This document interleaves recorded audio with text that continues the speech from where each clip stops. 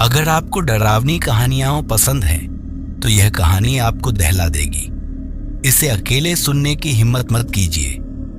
और हाँ, कहानी शुरू करने से पहले हमारे चैनल को सब्सक्राइब करना ना भूलें, क्योंकि आगे और भी खौफनाक कहानियां आने वाली हैं। कहानी रहस्यमयी हवेली। अमित, राहुल, संजय और नेहा चारों दोस्त एडवेंचर के शौकीन थे। वे अक्सर नई और सुनसान जगहों पर जाते, रहस्यमयी जगहों की कहानियां सुनते और उन्हें एक्सप्लोर करते। इस बार उनकी मंजिल थी काली हवेली। यह हवेली गांव के बाहर घने जंगलों के पास स्थित थी। गांव के बुजुर्गों के अनुसार वहां जाने वाला कभी वापस नहीं आता। कुछ लोगों ने हवेली में अजीब चीखें सुनी थीं, तो कुछ ने वहां परछाइयां घूमते देखी थीं। लेकिन इन दोस्तों को भूतों पर यकीन नहीं था। आध रात का सफर और हवेली का पहला दृश्य। चारों दोस्त अपनी गाड़ी में हवेली की ओर बढ़े।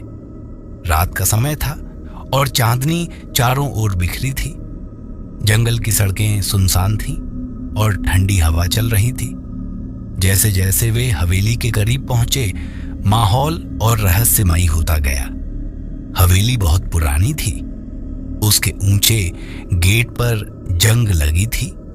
दरवाजों पर मोटे ताले पड़े थे और दीवारों पर बेलों ने कब्जा कर लिया था। गेट के पास पहुंचते ही अचानक ठंडी हवा का एक तेज झोंका आया, जिससे गेट अपने आप हल्का सा खुल गया। क्या तुम सबने देखा? नेहा ने घबराते हुए कहा। यह तो बस हवा थी, डरने की कोई बात नहीं, राहुल ने हंसते हुए कहा। लेकिन उसके चेहरे पर हल्की बेचैनी थी। चारों दोस्त हिम्मत जुटाकर अंदर घुस गए। अंदर घुसते ही चारों को एक अजीब सी ठंडक महसूस हुई। ऐसा लग रहा था जैसे वहां कोई और भी मौजूद हो। दीवारों पर धूल जमी थी, फर्श टूटा फूटा था और कोनों में मकड़ियों के जाले थे। पहली अजीब घटना, दीवारों पर खरोंचों के निशान। अमित ने टॉर्च जलाई और दीवारों पर रोशनी डाली।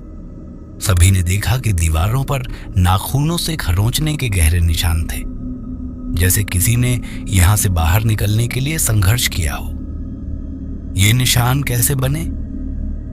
संजय ने सहमे हुए कहा।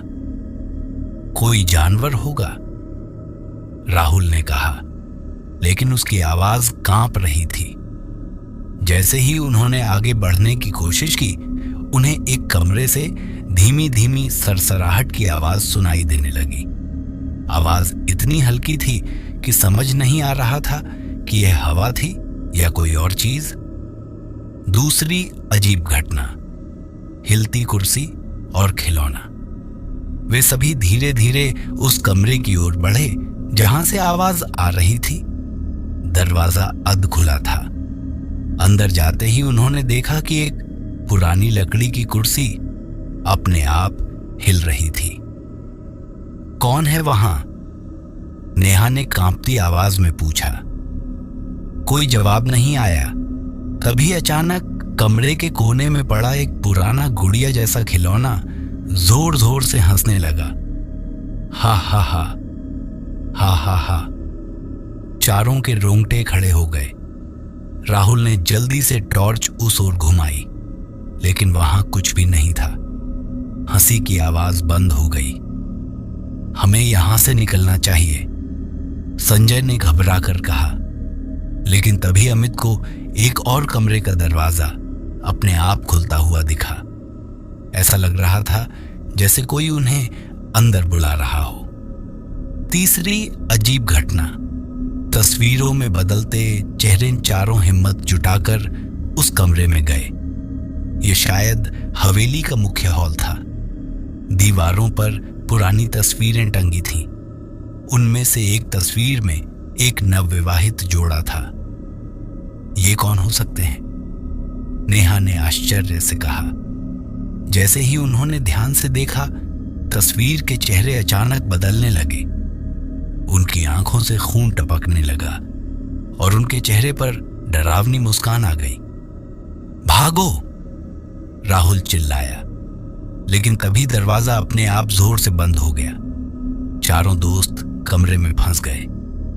डाकरो, भूत का आना और हवेली का राजहंस कमरे में अंधेरा छा गया और एक ठंडी हवा चलने लगी। तभी एक धीमी डरावनी आवाज गूंजने लगी। तुम यहां क्यों आए हो? अमित ने कांपते हुए कहा। हम सिर्फ देखने आए थे, हमें माफ कर दो। तभी एक सफेद साया कमरे के कोने में उभरने लगा। उसकी आंखें जल रही थीं और वह धीरे धीरे चारों की ओर बढ़ने लगा। भागो, राहुल ने जोर से कहा। चारों ने दरवाजा धक्का दिया, लेकिन वह नहीं खुल रहा था। अचानक नेहा ने एक कोने में रखी एक पुरानी किताब उठाई, जिस पर खून से कुछ लिखा हुआ था।